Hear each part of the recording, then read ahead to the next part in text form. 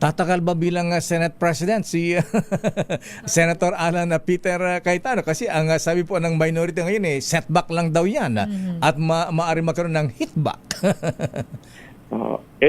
Ano po, ako po ay, ang tansya ko hindi po tatagal yan.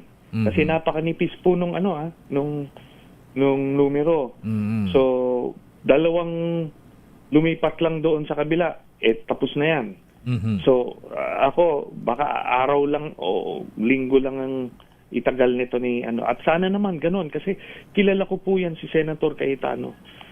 Talagang ibang klase ho mag-isip yan. Ito po, para lang maalala ng mga kababayan natin, ito po yung nangako sa inyo na magbibigay siya ng 10,000 pesos bawat isa sa inyo.